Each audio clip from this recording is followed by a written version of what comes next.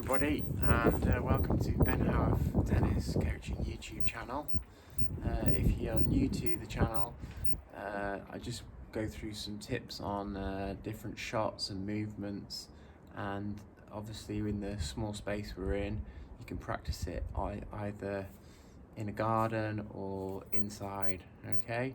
So please like and subscribe to the channel, and that will really help.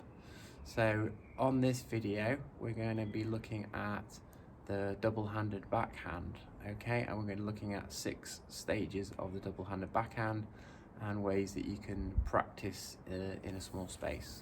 Okay, so stage 1, we're going to look at the all-important grip, okay, which is really important to get correct, otherwise you can get lots of different contact points happening and the control on the shot is not going to be as good. So I've just drawn on my index finger knuckle, I've just drawn, that's the area that I'm going to be trying to get contact with, and on my racket I've just done number 1 on the bevel. So this is a bevel, this is line 1, and I work my way around here.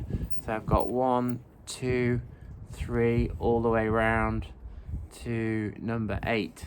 So I just want to have this knuckle, this circle, lined up with number 2. So it's called what's called a chopper grip or a continental grip. Okay, so that knuckle wants to be on number 2, and then I'm just going to add my hand just on top, so you can see my index finger and my smaller finger on the top of the grip, and I'm just holding it nice and relaxed, so I'm not gripping it too tight. Okay, so first of all, just make sure that you've got the right grip. That's really important. Okay, so what I'm going to do now is I'm going to get myself in a good ready position, and we're going to be looking at the shoulder turn.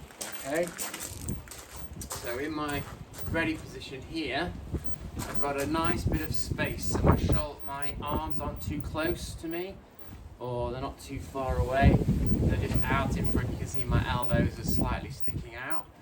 Okay, and from this ready position, as soon as we spot that it's a backhand, we're going to just gently do a basic split step, and then I'm going to turn so that my strings are pointing that way. So my waist is doing all of the turning, okay, and my feet are just staying in the same position. I'm just pivoting with this inside foot to get into that position. Okay, so that's called stage 2. That's just the unit turn. Okay, so let's have a go at that. So from this position here, if I do a side angle, when I'm doing the unit turn, you can see that my strings are just pointing to the camera. So if your strings are pointing out to the side, then you've got it in the right position. So let's just practice that, okay?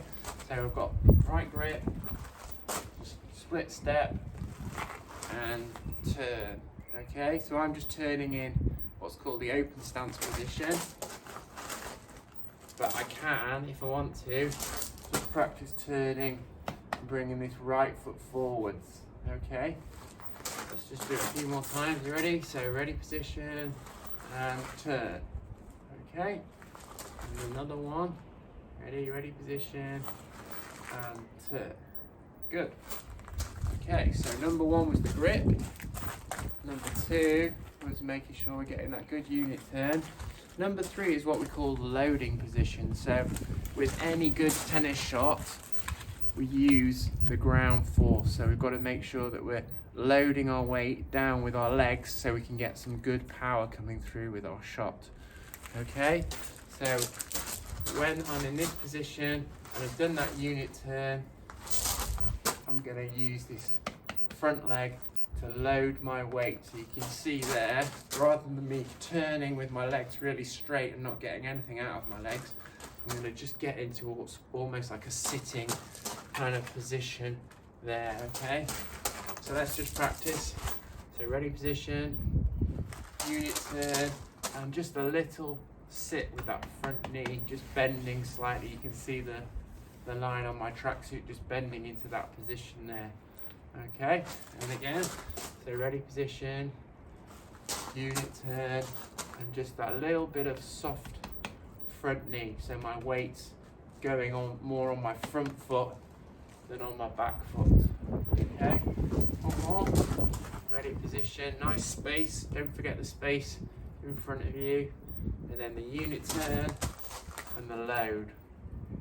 Okay, good. So number 4, we're going to practice getting the racket to drop into position so that we're hitting, this is the ball here, the racket to get topspin has got to be coming from below the height of the ball. It doesn't want to be coming from above, otherwise we're just going to be hitting down into the court. Okay, so if we just practice from that position, so we're getting the load of our legs and we've got the strings pointing out to the side, let's just practice letting the racket drop. And as I let the racket drop, you can see the racket face is slightly closed to the ground. That's because I've got the right grip. If my grip has slipped round to, let's say, number 3, when I let the racket drop, it's going to be pointing upwards, which is going to make a contact point like this. Okay, so from here, loaded position and racket drop. When this racket's dropping, I'm just looking over my shoulder. So you can practice doing it like this, but just make sure that you're looking forward so you want to have a bit of space between your chin and your shoulder. Racket drop. There we go. Okay, so number 5 is just going to be looking at the contact point of where the racket meets the ball before it follows through. Okay, so a good contact point wants to be there, out in front. If I move back a bit, so it wants to be in front of this leading foot to that position there. Okay, so that it's out in front of me so I can get a good bit of lift. Alright, so let's practice the swing up to that point. So we've got the right grip, just on bevel 2. I've got a nice bit of space between me and my racket.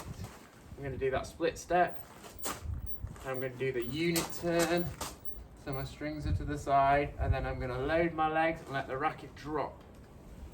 Okay, so you can't actually see my racket in that position. Okay, that's how far it wants to be. It doesn't want to be this far, or it doesn't want to be just back here. It wants to be there in that position. You can see my shoulder and my chin, there's a little bit of space. So I'm into that position, and that's the contact point. Okay, so if I do it from this angle, you might see it a little bit better. So from here, split step, turn, racket drop, contact point. Yeah. Racket drop, contact point. Okay. So, final phase is number 6. This is going to be the follow through, okay, after the contact point.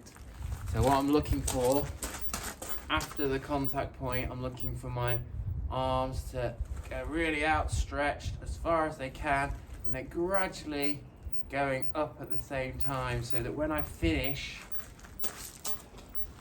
the racket is going to finish right down my spine. The reason it's finishing there is it means it's gone as fast as it can, and it just naturally has to stop there. It's not going to go anywhere else. So I've completed the whole action. So just practice letting the racket drop and then accelerating through and finishing down my spine. From the racket drop, that's when we want to see that racket acceleration. Okay, so it wants to be slow on the unit turn, and it wants to be slow on the racket drop, and then from there, fast to finish to get that top spin. And again, so turn slowly, racket drop, load that leg, and accelerate. Good. Let's just do 3 more. You ready? So